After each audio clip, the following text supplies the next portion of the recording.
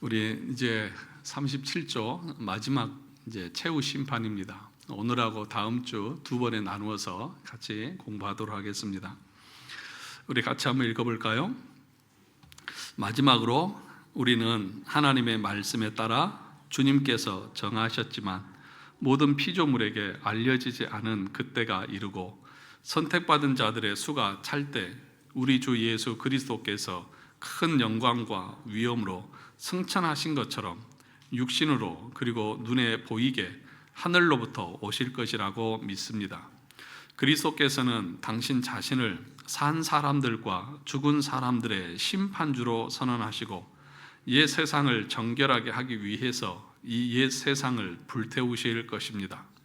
그때의 세상의 시작부터 끝까지 살았던 남자와 여자와 아이들 곧 모든 산 사람들이 이 위대하신 심판주 앞에 자기 스스로 서게 될 것입니다. 그들은 천사장의 부름과 하나님의 나팔 소리로 소집될 것입니다. 그때 이전에 죽은 사람들은 땅으로부터 일어나서 그들의 영혼이 다시 한번 그들이 살았던 바로 그 몸과 연합할 것입니다. 그때 다른 사람들처럼 죽지 않고 여전히 살아있는 자들은 썩어질 것이 썩지 않게 순식간에 변화될 것입니다. 그때 책들이 펴지고 죽은 사람들이 선악간에 이 세상에서 행한 것에 따라 심판을 받을 것입니다. 정말로 모든 사람들은 자신이 언급한 모든 무익한 말에 책임을 져야 하는데 이것은 세상이 단지 농담과 재미로 여긴 것들입니다. 사람들의 비밀과 외식이 모든 사람들의 눈앞에서 공개적으로 드러날 것입니다. 그래서 이런 선한 이유로 사악한 악인들에게는 이 심판에 대한 생각이 무섭고 두려운 것입니다. 그러나 의로운 택자들에게는 이 심판에 대한 생각이 큰 기쁨과 위로가 됩니다. 왜냐하면 택자들의 완전한 구속이 이루어지고 그들이 겪은 수고와 고통의 열매를 받을 것이기 때문입니다. 그들의 무죄가 모든 사람들에게 알려지고 그들이 이 세상에서 자신들을 핍박하고 압제하고 괴롭히던 악한 자들에게 하나님께서 무서운 보복을 하시는 것을 볼 것입니다. 악한 자들은 그들 자신의 양심의 증거에 의해서 유죄가 입증되어 죽지도 않고 오직 마귀와 그의 사자들을 위하여 예비된 영원한 불 속에서 고통을 받게 될 것입니다. 한편 신실하고 택함받은 자들은 영광과 존귀의 면류관을 쓸 것입니다. 하나님의 아들이 하나님 아버지와 택한 천사들 앞에서 그들의 이름을 인정하실 것입니다. 하나님께서 모든 눈물을 그 눈에서 씻기실 것이고 그들이 현재 많은 재판관들과 시민 정부의 권세자들에 의해서 이단자와 악인으로 정죄받은 이유가 하나님의 아들로 인한 것임이 인정될 것입니다. 주님께서는 은혜로운 보상으로서 사람의 마음이 결코 생각할 수 없는 그런 영광을 소유하도록 해 주실 것입니다. 그러므로 우리는 예수 그리스도 우리 주 안에서 하나님의 충만한 약속을 즐길 것을 간절히 열망하면서 이 위대한 날을 고대합니다. 아멘. 주 예수여 오시옵소서. 아멘. 그 벨기에 신앙 고백서의 특징 중에 하나가 뭐냐 하면 우리는 이렇게 믿습니다 라고 하는 그 고백의 내용들을 서술하는 형식으로 기록이 되어져 있다는 것이죠. 그래서 오늘 최후의 심판의 내용을 봐도 솔직하게 여러분이 생각하기에 어려운 내용이 있습니까? 없잖아요. 성경에서 최후의 심판이 어떠할 것인가에 대한 내용들을 이렇게 쭉 기록해 놓았기 때문에 이 내용만 읽어봐도 마지막 최후의 심판의 모습이 대략적으로 어떠할 것인가에 대한 것들을 우리가 어느 정도는 짐작할 수 있습니다. 이것을 오늘 다 하기는 조금 그래서 앞부분만 우리가 함께 중요한 부분만 살펴보고 다음 주에 나머지 내용들을 함께 살펴보도록 하겠습니다. 이 페이지 보시면 마지막으로 우리는 하나님 말씀에 따라 주님께서 정하셨던 모든 피조물에게 알려지지 않은 그때가 이르고 선택받은 자의 수가 찰 때 우리 주 예수 그리스도께서 큰 영광과 위엄으로 승천하신 것처럼 육신으로 그리고 눈에 보이게 하늘로부터 오실 것을 믿습니다. 이 부분에 대해서 함께 살펴보려고 합니다. 하나님의 말씀을 따라서 우리는 주님의 재림을 믿습니다. 그렇게 이야기를 하고 있습니다. 주님이 재림하신다고 하는 것은 사람이 공교하게 만들어낸 것이 아닙니다. 사람들을 협박한다든지 위협한다든지 어떻게 자기들이 원하는 바로 이용하기 위해서 너희들 주님 재림하실 때까지 내 말 잘 들어, 이런 의도로 지금 주님을 최후의 심판을 말씀하고 있는 것이 아니라는 것이죠. 이 최후의 심판의 내용이 성경에 있는 하나님의 말씀이고 가르침이라고 하는 사실을 우리가 먼저 기억을 해야 합니다. 우리 모두에게는 마지막 때가 있습니다. 그렇죠? 인류의 종말의 때도 있고, 내가 먼저 주님 오시기 전에 내 목숨이 다해서 주님 앞에 가야 될 그런 개인적인 종말이 있다는 것입니다. 그런데 우리는 이 종말에 관한 것에 대해서 별로 깊이 생각을 안 하는 것 같아요. 그래서 우리 인생이 영원할 것처럼 생각합니다. 또 그리고 이 땅의 삶보다도 주님과 함께하는 삶이 더 복되고 아름답다고 말을 하면서도 가급적이면 할 수만 있다면 이 땅에서 더 오래 살고 싶어 해요. 그렇지 않나요? 다들 그렇지 않아요? 살려달라고 여러분들 기도하시잖아요. 병들고 힘들고 그러면 하나님 살려달라고 그렇게 울고불고 하잖아요. 아니 왜 그럴까 잘 이해가 안 가요. 아니 주님 나라 가는 것이 소망이고 그것이 가장 복되다고 말하는데 일부러 죽을 수는 없고 일부러 죽을 필요는 없지만 정말 우리 마음이 어디에 있냐는 것을 묻는 겁니다. 정말 저 영원한 나라에 대한 사모함과 소망이 있느냐 하는 것이죠. 근데 말은 그렇게 하는데 내 본심은 여기에 있는 것 같아요. 하루라도 더 오래 살고 싶고 하는 것이 우리의 본심이지 않을까. 그러니까 우리가 이 땅을 살아가면서 늘 기억해야 될 것은 우리 주님이 재림하시는 때가 있고 또 우리가 우리 인생이 마치는 때가 있다는 사실들을 늘 염두에 두고 생각하며 살아야 한다는 것이죠. 그래서 우리가 늘 제일 먼저 생각해야 될 것은 뭐냐? 이 땅에 남은 삶을 살 때에 우리가 제일 먼저 생각해야 될 것이 뭐냐? 내가 주님 앞에 설 때 어떻게 설 것인가에 대한 고민을 하면서 살아가야 한다는 것이죠.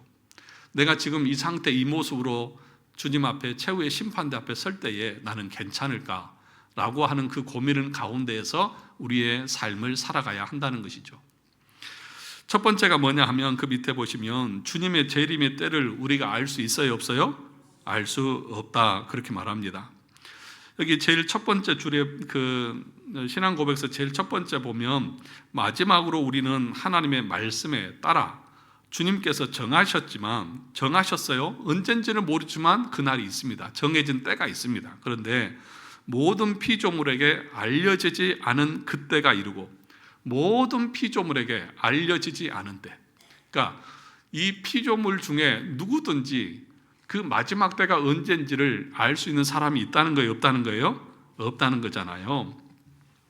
데살로니가전서 5장 1절과 2절에 보면 형제들아 때와 시기에 관하여는 너희에게 쓸 것이 없음은 주의 날이 밤에 도적같이 이를 줄을 너희 자신이 자세히 알기 때문이라. 오늘 우리가 읽었던 본문의 말씀도 뭐라고 말합니까? 36절에 그러나 그 날과 그 때는 누구도 모른다, 아무도 모르나니 하늘의 천사들도 아들도 모르고 오직 아버지만 아시느니라. 아무도 몰라요, 언제 올지. 그래서 오늘 마태복음 26장에서는 어떤 때와 비교를 하고 있습니까? 노아의 때. 노아가 방주를 만들고 그 방주에 들어가서 문을 닫을 때까지 사람들은 알아요, 몰라요? 몰라요. 그냥 시집가고 장가가고 먹고 마시고 자기의 삶을 삽니다. 몰라요. 아무도 몰라요. 그런데 이 사악한 이단들은, 사이비들은 뭐라고 말합니까? 주님이 언제 오신다. 그러니 대비해라. 그러니 너희 가진 재산들 다 나한테 바치고 너희들은 그날을 준비해야 천국 갈 수 있다 라고 하면서 이 거짓된 것을 가지고 사람들을 미혹시키고 그들의 인생과 삶을 파괴할 뿐만 아니라 믿음까지 파괴하는 그런 악한 모습들을 보이죠. 여러분, 그런 예를 들어서 때와 시기에 대해서 말을 하면 어떻게 우리가 생각하면 됩니까? 저 거짓말쟁이들, 사입이라고 하는 것을 그냥 이해하시면 돼요. 분명하게 성경이 말하지 않았습니까? 아무도 모른다. 그때와 시기는 아무도 모르니까 만약에 누군가가 나는 안다, 나는 주님이 언제 오신 줄 안다, 그렇게 얘기하면 거짓말쟁인 줄 알고 가까이 하지도 말고 귀에 들으려고도 하지 말라는 것입니다. 그래서 마태복음 24장에 보면 뭐라고 말하냐, 그러면 그때와 그 시간을 알지 못하면 그럼 우리는 어떻게 살아야 됩니까? 라고 말할 때에 깨어 있으라, 그렇게 얘기합니다. 깨어 있으라. 42절에서 44절을 같이 볼까요? 3페이지에 시작. 그러므로 깨어 있으라. 어느 날에 너희 주가 임할는지 너희가 알지 못함이니라. 너희도 아는 바니 만일 집 주인이 도둑이 어느 시각에 올 줄을 알았더라면 깨어 있어 그 집을 뚫지 못하게 하였으리라. 이러므로 너희도 준비하고 있으라. 생각하지 않은 때에 인자가 오리라. 그러면 언제 올지 모르니까 깨어 있으라고 말하잖아요. 그러면 이 말은 24시간 잠자지 말고 깨어 있어라, 그런 말일까요? 그런 말이 아니겠죠. 상식적으로 그것은 말이 안 되잖아요. 그러면 그렇게 해서 우리가 깨어 있고 그런 사람들만 구원받는다고 그러면 여기서 구원받을 수 있는 사람이 한 사람도 없겠죠. 예. 여러분, 하루 이틀만 잠 안 자도 어때요? 미칠 것 같잖아요. 그런데 평생 잠을 안 자고 주님 오실 때까지 우리가 견딜 수 있어요? 없잖아요. 그러니까 그런 말씀이 아니라 깨어 있으라 라고 말하면서 그 다음에 나오는 얘기가 뭐예요? 여기 청지기 비유, 열처녀 비유, 달란트 비유, 양과 염소의 비유, 이런 비유를 통해서 깨어 있다고 하는 것이 무엇인지를 말하는 거예요. 여러분, 달란트 비유를 통해서 주님 뭘 말씀하십니까? 우리 각자에게 은사를 주셨어요. 1달란트, 2달란트, 5달란트. 그러면 그걸로 어떻게 하라는 거예요? 주님을 위해서 살라는 거예요. 그러니까 내가 어떤 달란트를 가졌느냐, 몇 달란트를 받았느냐, 그건 중요하지 않아요. 우리 주님이 1달란트 받았던 자에게 너 1달란트니까 라면서 책망했습니까? 아니잖아요. 그 달란트를 땅에 묻어둔 것에 대해서 뭐라고 했지, 2달란트 받았던 자에게 2달란트 남겼다고 해서 너 왜 5달란트 남긴 것처럼 많이 못 남겨서 그렇게 야단쳤어요? 아니잖아요. 그러니까 깨어있다고 하는 것은 거듭난 사람으로서 하나님이 우리에게 주신 그 직분과 자리, 그 은사 속에서 최선을 위해서, 주님을 위해서 살아가는 삶을 살라는 것이 아니겠습니까? 또 열처녀 비유에서는 기름을 준비하라고 말하잖아요. 마지막 심판 때에, 주님이 재림하실 때에, 신랑 올 때에 기름이 없어가지고 그런 모습들을 보여주잖아요. 무슨 얘기예요? 기도하는 삶을 살라는 것 아닙니까? 늘 주님 올 그 날을 기대하고 기다리고 소망하면서 주님과 영적인 교제 가운데 살아가는 그런 삶을 살라는 것 아니겠습니까? 뿐만 아니라 이 양과 염소의 비유를 통해서도 양들은 어때요? 염소는 어때요? 염소들은 어떻게 살아갑니까? 어떻게 보면 막 염소는 막 들이받고 막 좌충우돌하고 막 그런다고 그러죠. 그러니까 이기적으로 자기중심적으로 삽니다. 다른 사람에게 자비와 자선과 베풀미 없어요. 자기 욕망을 따라서 추구하면서 삽니다. 그러니까 예수님께서 이 최후의 심판에서 양편으로 갈라놓고 양과 염소를 말하면서 양은 뭐라고 말합니까? 너희들은 내가 헐벗었을 때 와서 뭐 이게 옷을 주었고 배고플 때 먹을 걸 주었고 막 어려운 옥에 갇혔을 때 와서 돌아보았다. 아, 언제요?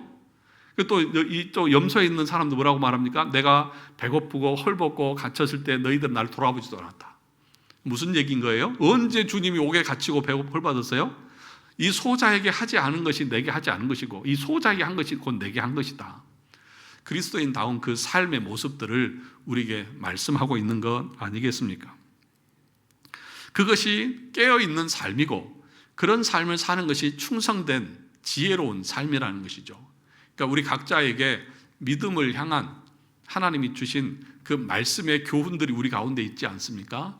그 약속을 신실하게 믿고 그 말씀대로 살아가는 그런 삶을 살라고 우리에게 말합니다. 3페이지 밑에서 세 번째 단락을 보시면 네 가지 비유 모두 공통적으로 그렇게 깨어있는 삶을 살지 않는 자들에게 임할 형벌을 경고합니다. 주님의 재림을 소망하지 않는 자, 곧 영적인 잠에 빠져 게으름과 방탕함과 악한 삶을 사는 자들은 교회에 나와도 사실상 외식하는 자들입니다. 참되게 믿는 자들이 아닙니다. 왜냐하면 참되게 예수를 믿는 자는 예수님을 사랑할 수밖에 없고 예수님의 재림을 소망하며 기다리는 삶을 살 수밖에 없기 때문이다. 예수님께서 마태복음 7장에서도 아버지의 뜻대로 행하는 자라야 천국에 들어갈 것이다. 주여 주여 하는 자마다 다 천국에 갈 것이 아니라 내 아버지의 뜻대로 행하는 자가 들어갈 것이다. 행위로 구원받는 말이 아니라 참된 믿음을 가진 사람은 그 삶에 있어서 참된 믿음의 열매들이 나타난다는 것입니다. 어떻게요? 말씀에 순종하는 모습으로 나타난다는 것입니다. 그런데 내가 참된 믿음이라고 말하면서도 그런 어떤 관심들이 없어요. 그 천국에 대한 소망도 없고 여전히 이 땅에 목적을 두고 살아가고 있고 게으르고 악하고 나태하고 자기밖에 모르고 늘 자기 중심적인 그런 모습들. 그러니까 쉽게 말하면 여러분 이런 것을 우리가 알아야만 되거든요. 뭐냐 하면 참된 믿음이 뭐냐, 그리고 참된 믿음의 증상이 뭐냐, 성경에서 가르치는 참된 믿음의 사람들은 이렇게 삽니다라고 하는 것이 무엇인지를 우리가 교리적으로 올바로 알아야 내 자신을 점검해 볼 수 있지 않겠습니까? 그냥 교회에 와서 앉아만 있으면 우리가 구원 받는 것입니까? 그렇지 않죠.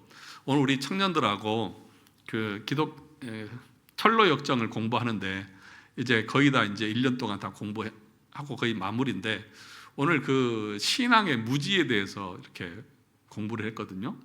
그러니까 뭐냐 하면 무지가 있어요. 무지라는 사람은 자기도 구원 받았대요. 자기도 예수님이 십자가에서 자기의 죄를 위해서 죽은 것을 알고 또 나는 죽으면 천국 간다는 것을 나는 굳게 믿는데요.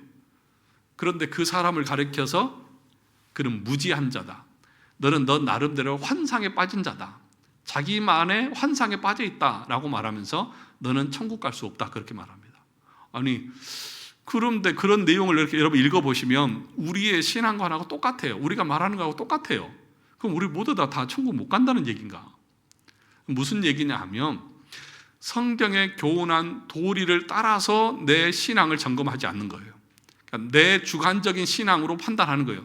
나 교회 다니고 나 내 입으로 예수 믿는다고 말하니까 나 구원 받았어. 그런데 성경에서 교훈한 도리는 뭐예요? 율법을 통해서 내가 철저하게 죄인이라고 하는 것을 깨달아야 된다. 내가 진노 아래 있고 저주 아래 있다는 것을 알아야 된다. 그럴 때 그 진노에서 어떻게 구원받을까에 대한 복음의 소리를 듣고 예수 그리스도 앞에 달려가게 되어지는 것이다. 그것이 성경에 가르친 교훈이다. 근데 그것이 없이 내 스스로 나 예수 믿어, 나 그렇게 배웠어, 그것은 너만의 신앙인 것이지 그건 성경에 교훈한 도리가 아니다. 그래서 너는 무지한 거다. 무지는 참된 믿음이 아니다. 그래서 참된 믿음이 아니기에 넌 구원받을 수 없다. 그렇게 우리에게 교훈하거든요.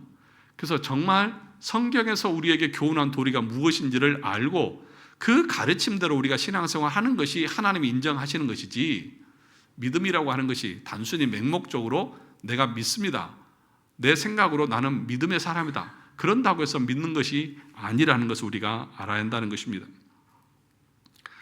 그러므로 그 밑에 보시면 참되게 예수를 믿는 자, 영적으로 깨어있는 자는 이 땅에서 지혜롭고 충성스러운 삶을 살아갑니다. 이런 자들에게는 주님의 재림이 도적과 같이 오는 것이 될 수 없습니다. 그래서 참된 믿음에 있는 사람들은 그런 성경적인 원리를 따라서 내가 구원받은 것에 대한 확신이 생길 뿐만 아니라 진짜 구원받은 사람들은 늘 반복해서 여러분들에게 강조하고 오늘 오전에도 말씀을 드렸지만 그 사람들은 도덕법인 율법을 지키고 하나님의 말씀을 따라서 살아가는 삶을 무거운 짐으로 여기는 것이 아니라 또 그것을 행했다고 해서 내가 공로를 주장하는 것도 아니라 그것을 하나님 나라의 백성으로서 기쁨으로 자원해서 즐거움으로 지키면서 살아간다. 그렇게 교훈하고 있는 거예요. 그런 모습들이 내 삶에 있는지를 이런 가르침들을 통해서 우리 스스로가 점검해 볼 수 있어야 한다는 것입니다. 데살로니가전서 5장 1절과 8절을 같이 한번 읽어보겠습니다.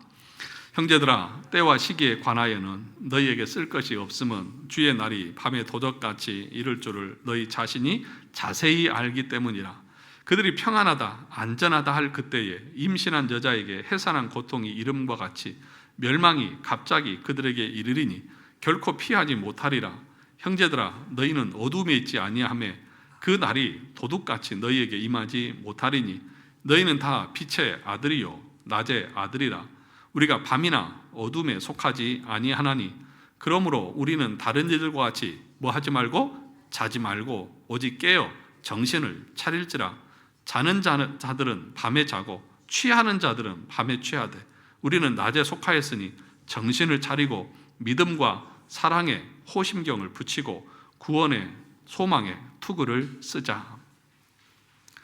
낮에와 같이 단정하게 행하는 삶을 산다는 것입니다. 자신을 돌아보면서 부끄러움이 없는 그런 삶으로 내 삶을 세워가는 그런 모습들이 나타난다는 것입니다. 이것이 그런데 자연스럽다는 것입니다. 그것이 그냥 이 부담이라든지 또는 어색하지 않은 거예요. 그것이 자기에게는 기쁘고 즐거워서 그것을 자원해서 하는 것입니다. 그것이 달라요. 오전에도 얘기했듯이 바리새인들은, 율법주의자들은 두려움 때문에 합니다. 이거 하지 않으면 벌 받을 것 같아서. 그런데 참된 믿음의 사람들, 빛의 아들들은 그것 때문에 하는 것이 아니라 이게 좋아서 하는 것이고, 또 내가 이것을 하지 않음을 통해서 지옥 갈까 봐 하는 것이 아니라 나를 사랑하시는 그 주님의 마음을 아프게 하기 싫어서 더 열심히 사는 거예요. 근데 그것은 우리의 공로도 아니에요. 그냥 우리가 좋아서 하는 것이에요. 두 번째 보면, 그러니까 첫 번째는 뭐예요? 그날과 그때는 알 수 있다 없다? 없다. 누구든지 그날과 그때를 말하면 그건 거짓된 자들이다. 옛날에 우리가 알다시피 다미 선교회도 그렇고 또 이단들은 거의 대부분이 그날 그 시간을 딱 정해서 얘기를 하잖아요. 다 거짓된 것임을 성경 우리에게 가르칩니다. 두 번째는 뭐예요? 택자들의 수가 다 찰 때까지다. 그렇게 얘기를 하고 있습니다. 그러니까 재림은 언제 일어나는 거예요? 택한 자들이 그 수가 다 찰 때 일어난다는 것입니다. 계시록 마태복음 24장 14절 같이 볼까요? 이 천국 복음이 모든 민족에게 증언되기 위하여 온 세상에 전파되리니 그제야 끝이 오리라. 계시록 6장 11절 각각 그들에게 흰 두루마리를 주시며 이르시되 아직 잠시 동안 쉬되 그들의 동무 종들과 형제들도 자기처럼 죽임을 당하여 그 수가 뭐하기까지 차기까지 하라 하시더라. 베드로후서 3장 8절 9절 사랑하는 자들아 죽게는 하루가 천년 같고 천년이 하루 같다는 이 한 가지를 잊지 말라. 주의 약속은 어떤 이들이 더디다고 생각하는 것 같이 더딘 것이 아니라 오직 주께서는 너희를 대하여 오래 참으사 아무도 멸망하지 아니하고 다 회개하기에 이르기를 원하시느니라. 그러니까 언제 재림하시느냐? 하나님께서 영원전에 택한 자들이 구원받을 수가 다 차면 그때 우리 주님이 오신다는 것입니다. 그러면 언제일까? 알 수 있어요, 없어요? 알 수가 없죠. 네. 우리 주님이 몇 명을 택해놨는지 우리가 알 수 있어요, 없어요? 없어요. 계시록에 보면 14만 4천이라고 하는 숫자가 나오잖아요. 그래서 신천지는 14만 4천이 차면 주님이 재림하신다고 그렇게 거짓 부흥으로 시작을 했거든요.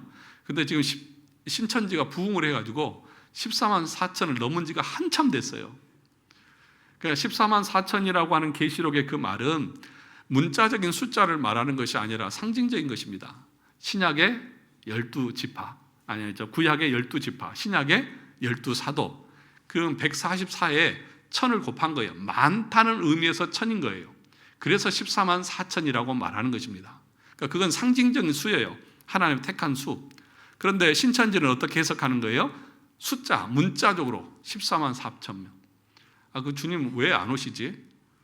근데 그거를 그렇게 믿고 여전히 신천지에 들어가는 사람들의 모습을 보면 참 이해가 안 가죠. 그런데 이해가 갑니다.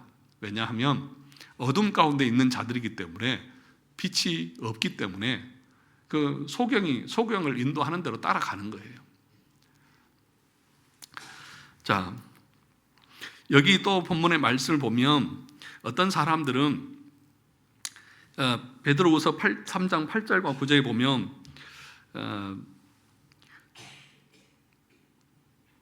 모든 사람들이 다 구원받기를 원한다라고 하는 그 말씀을 가지고 이 땅에 있는 모든 사람들이 구원을 받을 것이다, 그렇게 말하는 사람이 있습니다. 보편 구원론을 주장하는 사람도 있습니다.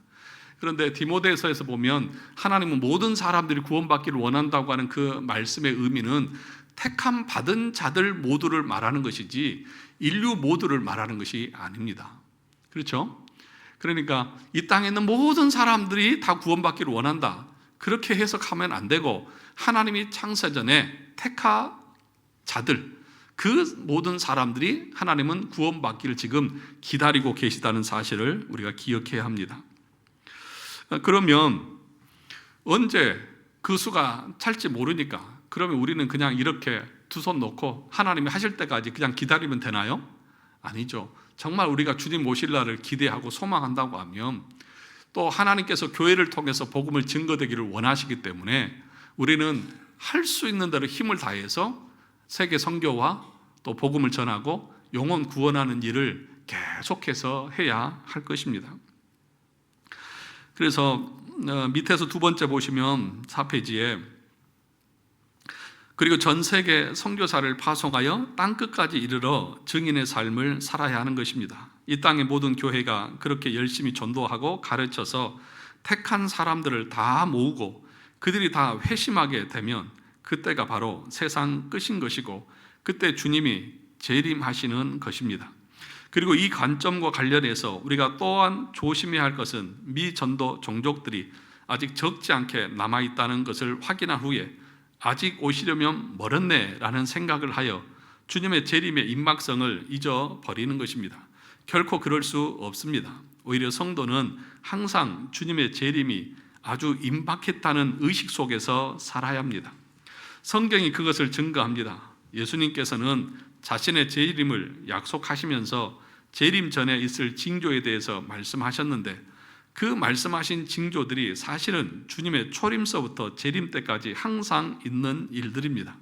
그래서 기본적으로 모든 신약의 성도들은 언제나 주님의 재림이 임박했다는 것을 느끼면서 신앙생활을 했습니다. 심지어 초대교회 성도들은 자기들이 죽기 전에 주님이 다시 올 것이라고 생각했습니다. 성경도 이것을 자주 증거하고 있습니다. 내가 진실로 너희에게 이르노니 말하노니 이 세대가 지나가기 전에 이 일이 다 일어나리라. 만물의 마지막이 가까웠으니 그러므로 너희는 정신을 차리고 근신하여 기도하라. 그러니까 성경 우리에게 뭘 교훈합니까?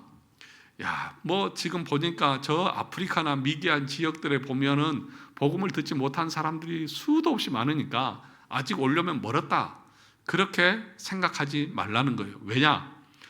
2000년 전에 우리 주님 오신 이후에 지금까지 신약의 시대에서 제자들이나 또 많은 초대교회 성도들은 어떻게 생각했습니까?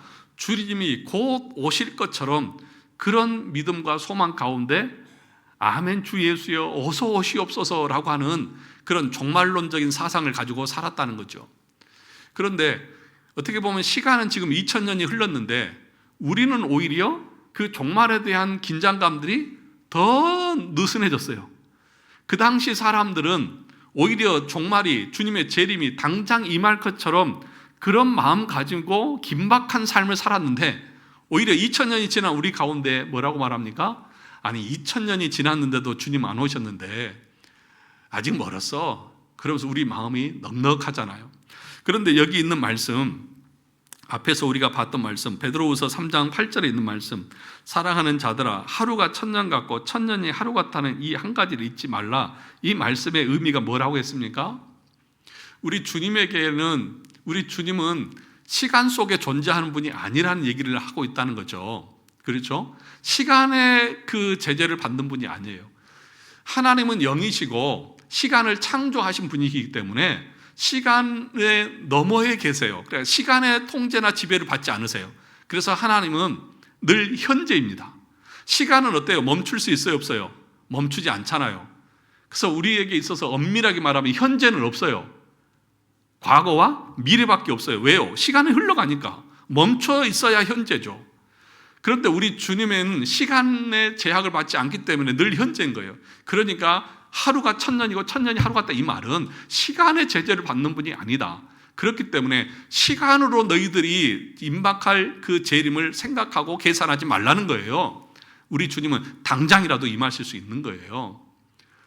그런 긴박감들이 우리 가운데 있느냐는 거지요. 더 나아가서 오늘날은 뭐라고 말하냐면 2000년 전에는 사람들이 복음을 전할 때에 어떻게 다녔어요? 걸어서 두 발로. 그렇잖아요. 그 당시에는 교통수단이 너무 이렇게 발달되지 않아서 한 번 가려면 정말 오래 가야 되잖아요. 우리나라도 조선시대 과거 보려면 한 달, 두 달을 걸어서 왔잖아요. 근데 지금은 어때요? 통신이 발달해서 인터넷과 또는 영상 이런 것들이 발달해가지고 여러분 얼마나 빠르게 전파가 되고 얼마나 빠르게 퍼져나가는지 몰라요. 그렇지 않습니까? 그러면 우리는 더 긴박한 생각을 가지고 살아가야 되잖아요. 언제 어느 순간에 갑자기 우리 주님이 임할지 모르는 이렇게 빠른 속도에 매스컴 TV나 영화나 무슨 방송이나 이런 것에서 복음을 전하는 일들이 얼마나 많이 있습니까? 오늘날처럼 이 말씀의 홍수 시대도 없는 것 같아요. 그죠? 홍수가 나면 마실 물은 없기는 하지만 오늘날처럼 이렇게 많은 때가 없는 것 같아요. 옛날에 저 기억 때는 제가 초등학교 때 기억은 아버지가 새벽에 라디오를 틀어놓으면 그 라디오에서 조용기 목사님 설교가 맨날 5시인가 6시인가 되면 항상 나왔던 기억이 나요. 예.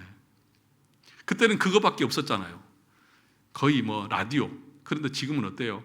TV만 틀면은 온갖 채널에서 기독교 방송에서 설교가 하루 종일 나오고 여러분들이 유튜브만 열면은 아마 거의 전국에 있는 목사님들 설교를 다 들을 수 있고 어디서든지 또 다 들을 수 있고 그러므로 여러분 종말이 얼마 남지 않았습니다. 그런 긴박감 가운데 우리가 살아야 합니다. 그 밑에 보시면 교통과 통신의 발달로 미 전도 전족에 복음이 전파되는 속도가 과거와는 차원이 다르게 빨리 이루어지고 있습니다. 그러므로 우리는 주님이 지금 문 앞에 와 계시다는 사실을 깨닫고 깨어 기도해야 합니다. 더욱이 설사 주님의 재림이 아직 멀었다 하더라도 개인적인 종말로서 죽음은 오늘 당장 우리에게 임할 수가 있는 것입니다. 그러므로 재림이 아직 멀었다 하여 영적 긴장감을 잃어버리고 신앙의 나태함과 게으름에 빠진다면 그만큼 위험하고 어리석은 것이 없다는 것입니다. 그래서 항상 우리는 마지막 종말에 관한 그 믿음과 신앙으로 하루하루를 살아야 합니다. 그렇지 않아요? 언제 어느 순간에 내 인생이 끝날지 우리는 아무도 모릅니다. 오늘 멀쩡하다고 내일도 안전하다고 누가 보장할 수 있습니까? 내일 일은 아무도 모릅니다. 그러므로 날마다 이 믿음 가운데 살아야 한다는 것입니다.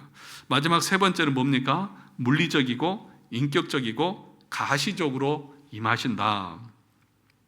주님이 임하실 때에 그 밑에 본문의 말씀 보면 우리 주 예수 그리스도께서 큰 영광과 위엄으로 그 다음에 승천하신 것처럼 사도행전 1장 11절에서 그 제자들이 예수님이 감난산에서 승천하신 것을 다 보았잖아요. 그 본 그대로 내가 올 것이다. 육신으로 그러게요 눈에 보이게 하늘로부터 오실 것이라고 우리는 뭐합니까? 믿습니다. 사도행전 1장 11절 같이 읽어볼까요? 이르되 갈릴리 사람들아 어찌하여 서서 하늘을 쳐다보느냐 너희 가운데서 하늘로 올려지신 이 예수는 하늘로 가심을 본 그대로 오시리라 하였느니라. 그러니까 우리 주님이 오실 때에 우리 인간들이 눈으로 다 보실 수 있도록 오신다. 그렇게 말씀하고 있습니다. 또 마태복음 24장 40절에 보면 그때의 인자의 징조가 하늘에서 보이겠고 그때의 땅의 모든 족속들이 뭐하며 통곡하며 그들의 인자가 구름을 타고 능력과 큰 영광으로 오는 것을 뭐하리라? 보리라. 근데 믿지 않는 자들에게 주님이 오심은 통곡의 날이죠. 두려움과 심판의 날이죠. 예수님이 처음 초림하실 때에 이제 성탄절이 다가오는데 주님이 오실 때는 구원자로 오시지만 재림하실 때는 누구로 오신다고요? 심판주로 오신다는 것입니다. 마지막 계시록 1장 7절도 보면 6페이지에 볼지어다 그가 구름을 타고 오시리라. 각 사람의 눈이 그를 보겠고 그를 찌른 자들도 볼 것이요 땅에 있는 모든 족속이 그로 말미암아 애곡하리니 그리하리라. 아멘. 그러니까 우리 인간이 눈으로 볼 수 있도록 오신다. 그렇게 말씀하고 있다는 것입니다. 그런데 오늘날에는 이런 이 성경에 분명한 증거가 있음에도 불구하고 거짓된 이단들은 주님이 오셨다고 말합니다. 특별히 그 여호와의 증인들은 1914년도에 주님이 오신다고 그렇게 얘기했습니다. 그런데 그 해가 지났는데도 주님이 안 나타나셔요. 그래서 그 사람들은 뭐라고 둘러댔냐면 지금 오셨는데 잠깐 숨어 계신다. 참 변명도 참 얼마나 구차한 변명인지 몰라요. 그 밑에 보시면 우선 오늘날 대부분의 자유주의 신학자들은 아예 성경도 믿지 않고 예수님의 신성도 부인하기 때문에 주님의 재림 자체를 인정하지 않습니다. 그들의 사상은 너무나 이단적이고 악하기 때문에 여기서 다룰 가치도 없는 것들입니다. 그런데 이와는 다른 양상의 이단 사상도 있습니다. 즉 예수님의 가시적 재림을 부정하는 사람들이 있습니다. 이 이단은 예수님께서 물리적으로 인격적으로 재림하셨으나 사람들이 보지 못하게 비밀스럽게 오셨다고 주장합니다.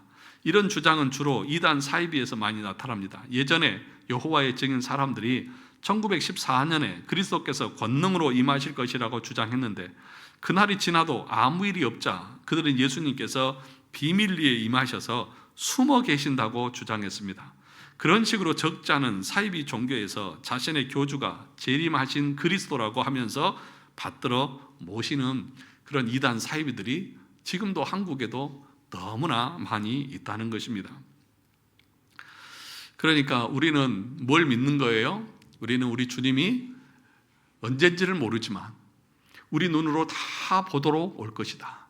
그런데 그날에 믿지 않는 자들은 통곡하고 두려움 속에서 그 심판을 받을 것이고 믿는 자들은 아멘 주 예수여 오시옵소서 하면서 우리가 그 주님을 맞이할 것이다. 무덤에 있던 자들도 다 다시 일어나서 그 죽었을 때의 몸과 합해질 것이고 그리고 죽지 않고 있는 자들도 신령한 몸으로 변화되어서 우리 주님을 맞이하게 될 것이다. 우리는 그날을 기대하고 사모하고 소망하면서 살아가는 것입니다. 마지막 네 번째 보시면 영광스러운 재림 심판주로 오신다고 그렇게 분명하게 말씀하고 있습니다. 그 내용이 마지막 7페이지의 내용입니다. 우리 마지막 그 사도 바울의 고백 로마서 13장만 한번 읽어보고 마칠까요? 마지막 7페이지 밑에서 두 번째 단락입니다. 또한 너희가 이 시기를 알거니와 자다가 깰 때가 벌써 되었으니 이는 이제 우리의 구원이 처음 믿을 때보다 가까웠음이라. 밤이 깊고 낮이 가까웠으니 그러므로 우리가 어둠의 일을 벗고 빛의 갑옷을 입자. 낮에와 같이 단정히 행하고 방탕하거나 술 취하지 말며 음란하거나 호색하지 말며 다투거나 시기하지 말고 오직 주 예수 그리스도로 옷 입고 정욕을 위하여 육신의 일을 도모하지 말라. 이 말씀을 우리가 좀 마음에 새기면서 이 시간을 마쳤으면 좋겠습니다. 종말을 정말 기대하고 있다고 하면 우리 마음이 이제는 어둠의 일을 벗고 빛의 갑옷을 입고 그리스도의 말씀을 따라서 순종하는 또 주님의 영광을 위해서 살아가려고 하는 그런 마음들로 살아가야 하지 않겠습니까? 술 취하고 그러니까 여기 이 술 취하고 방탕하고 이런 부분들은 자식 욕망과 육신을 위해서 살아가는 대표적인 것들이에요. 우리가 제일 많이 얘기할 때가 이런 표현을 쓰지 않습니까? 그래서 저와 여러분들이 우리가 추구해야 될 것은 거룩한 삶입니다. 주님을 닮아가는 삶입니다. 내 안에 있는 욕망과 죄를 죽여가면서 오히려 주님을 더욱더 사랑하고 주님이 기뻐하시는 일을 행하려고 하는 그 마음이 참된 믿음을 가진 자들에게는 일어날 것입니다. 그리고 그런 사람들이 마지막 최후의 심판대 앞에서 아멘 주 예수요 하면서 기쁨으로 맞을 것이고, 오늘 우리가 이제 다음 주에 할 것이지만 내용이 보면 뭐라고 말합니까? 그날에 우리 주님께서 우리의 이름을 그 책에서 다 인정하고 불러주실 것이고, 그리고 악한 자들, 믿지 않는 자들이 하나님의 공의의 심판을 받는 것을 그 눈으로 직접 보게 될 것이다. 저주와 심판, 지옥에 떨어지는 것을 직접 보게 될 것이다 라고 우리에게 말씀해 주고 있습니다. 이 마지막 최후의 심판을 우리가 기대하고 소망하면서 살아가는 우리 모두가 되시기 바랍니다.